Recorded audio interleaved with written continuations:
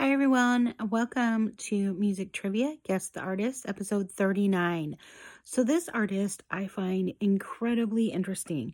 I was actually kind of bored today. I was relaxing at home and I was doing research on some other artists that came to popularity in the 60s and 70s. Well, somehow I went down the rabbit hole and started investigating this artist. Now, let me tell you, I find some of the stuff that I learned about him fascinating.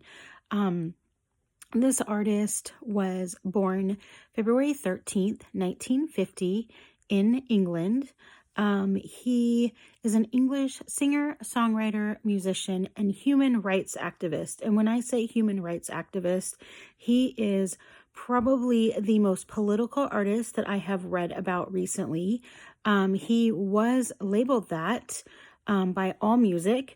And he has been involved in countless um, like projects, um, humanitarian efforts, political, like to try to solve political unrest. He has just been involved in countless things like this. One thing that he has recently been involved in, and when I say recently, I mean like the past 20 years, was Richard Branson, and Nelson Mandela came up with a group that is now called the Elders. And what they do is they listen to political unrest, things that are conflicts, and they try to resolve them.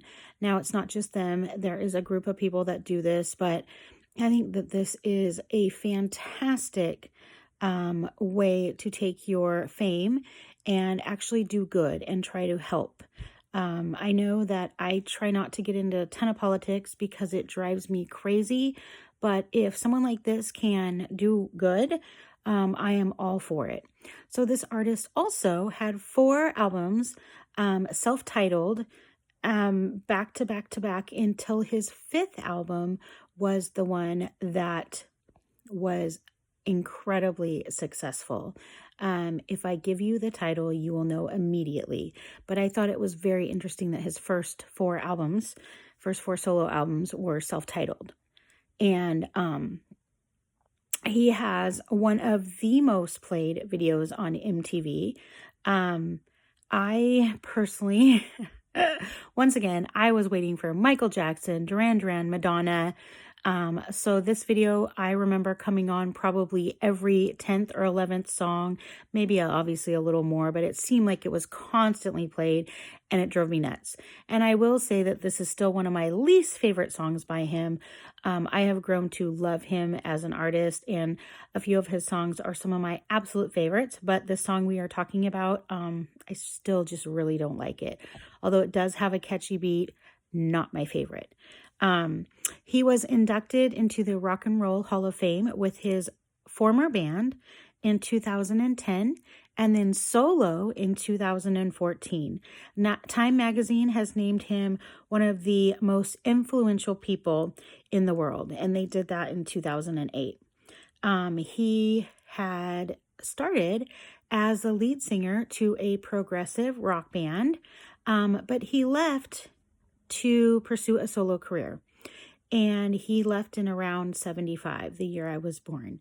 And in 1986, his solo album exploded. It was a multi-million-dollar bestseller. Interesting fact, too, he was a flute player in his band that he became famous in. I think that's pretty neat. You don't hear a lot of flute players around.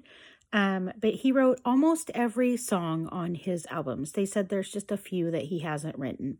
So all around creative guy. He has won multiple awards, 3 Brit Awards, 6 Grammy Awards, 13 MTV Music Awards, the Nobel Peace Prize Man of Peace Award, and he has just kept doing good this whole time. So he also, I believe, Red was on tour just a few years ago. He is an artist I have not seen, would like to. But anyway, guys, I just find this artist pretty fascinating. So if you do not know, the album that soared him to incredible success was called So, and I am talking about Peter Gabriel. All right, guys, I hope you have a great day. Oh, P.S., the song that drove me up a wall was Sledgehammer. Anyway, I hope you guys have a great day, and talk to you soon. Bye.